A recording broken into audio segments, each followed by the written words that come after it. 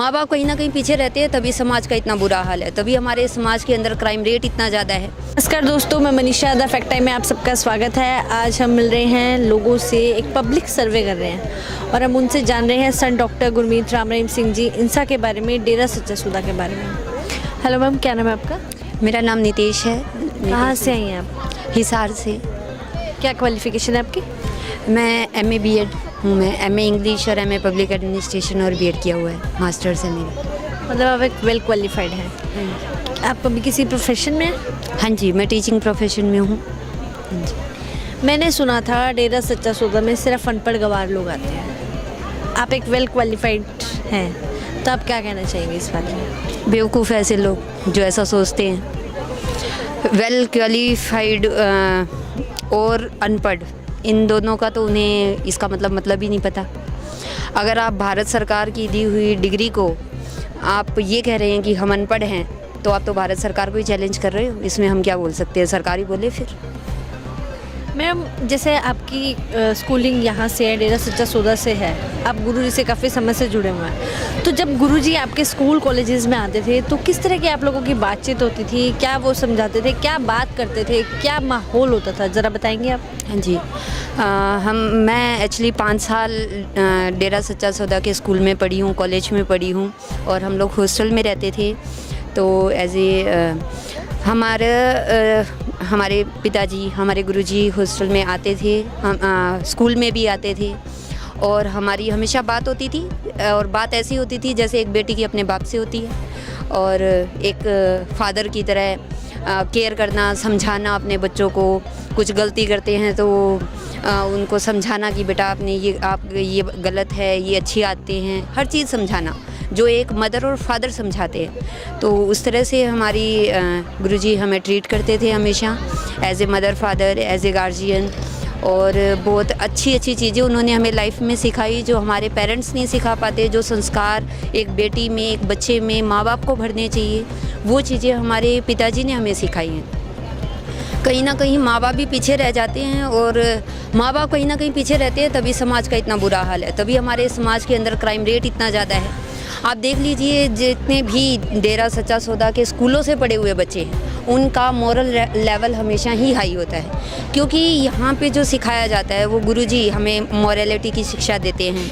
और जो हमारी भारतीय संस्कृति बोलती है, जो हमारी प्राचीन संस्कृति बोलती है, वो सब हमारे गुरुजी ने हमें सिखाया है कि ये हमारे संस्कार क्या होने चाहिए। हमें संस्कारों की डेफिनेशन ही हमारे गुरुजी ने सिखाई है, इससे ज़्यादा हम क्या कहें। मैडम, जिस तरह से गुरुजी अभी पैरोल पर आए हुए हैं तो लोगों से मिल रहे हैं, तो क्या ये सब सही है? वो इतना लोगों के बीच में जैसे मिल रहे हैं या लोग, तो क्या ये सब होना चाहिए? इसमें गलत क्या है लोगों से मिलना? तो जो व्यक्ति एक सोशल लाइफ जीता है, तो वो अपनी सोशल लाइफ को कैसे छोड़ सकता है? एक आम आदमी नहीं छोड़ सकता। एक आम आदमी भी अगर आप मान लो, अगर बेल पे आया है, तो उसे कम से कम अपने रिश्तेदारों से मिलना होता है। तो हम सब गुरुजी का परिवार हैं, अगर हमसे नहीं मिलेंगे तो फिर किससे मिलेंगे? उनकी एक लाइफ है, सोशल लाइफ है। उन्होंने जब अपनी पर्सनल लाइफ को त्याग दिया है, तो उसके बाद उनकी सोशल लाइफ बचती है, और ये एक व्यक्ति का एक ह्यूमन राइट होता है, उसकी पर्सनल लाइफ, उसकी सोशल लाइफ, उस पर कोई क्वेश्चन कर ही कैसे सकता है? ये तो फिर हमारे संविधान के जो हमें मौलिक अधिकार मिले उसके विरुद्ध है ना, ऐसी बात तो उठाना ही। मैडम, जैसे अभी हमने सुना था एक कैंपेन गुरुजी ने स्टार्ट किया है, उसके बारे में ज़रा हमें डिटेल में बताइए, डेप्थ कैंपेन के बारे में। हाँ, डेप्थ कैंपेन हमारे गुरुजी ने शुरू किया है भारत भूमि से नशों को बाहर निकालने के लिए। वैसे देखा जाए तो ये चीज़ करनी, इसकी पहल करनी सरकार को चाहिए थी। हमारी भारत सरकार जो अपने आप को एक जिम्मेवार, अपने आप को डेवलप्ड सरकार बोलने का दावा करती है कि हम अपने देश को डेवलप्ड बनाएंगे, एक ऐसा संत जो जिसके ऊपर इतने इल्ज़ाम लगाए गए हैं, जिसके फॉलोवर्स को इतना मेंटली हरास किया गया है पास टाइम के अंदर, जिनको हर तरह से कोशिश की गई है कि उनको पीछे धकेल दिया जाए, वो संत और उनके फॉलोवर्स सामने आए हैं भारत को नशा मुक्त करने के लिए।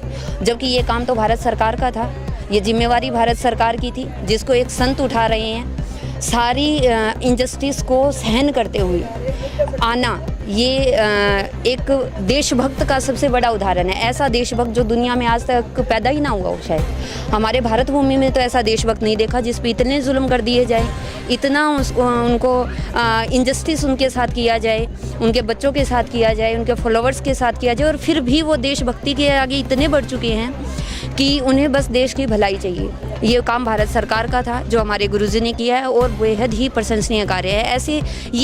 ऐसा काम है, ऐसा कैंप है जिसकी शब्दों के अंदर हम तुलना नहीं कर सकते कि इनकी सोच देखिए कि भारत के हर उस नागरिक को डेवलप्ड करने का, विकसित करने का जो सपना हमारे नेता लोग देखते हैं, उसको पूरा करने का जिम्मा हमारे गुरुजी ने उठा लिया है। एक व्यक्ति डेवलप्ड कब होता है? डेवलपमेंट का सही जो अर्थ होता है वो क्या होता है कि एक व्यक्ति सही रूप में विकसित कब होगा? जब वो हेल्दी होगा, जब वो प्रॉस्पेरस होगा, उसके परिवार खुश होगा, वो इनकम कर सकेगा, और इसके लिए सबसे पहले ज़रूरी है कि उसका मानसिक संतुलन सही रहे। और जब कोई व्यक्ति ड्रग लेता है तो सबसे पहले तो उसका मानसिक संतुलन ही खराब हो जाता है। तो भारत सरकार को जिस चीज़ पे जोर देना चाहिए था उसको हमारे गुरुजी ने दिया, और बहुत ही प्रशंसनीय कार्य किया है कि समाज के अंदर अब भी ऐसे बहादुर योद्धा बैठे हैं जो सामने आते हैं समाज को सुधारने के लिए।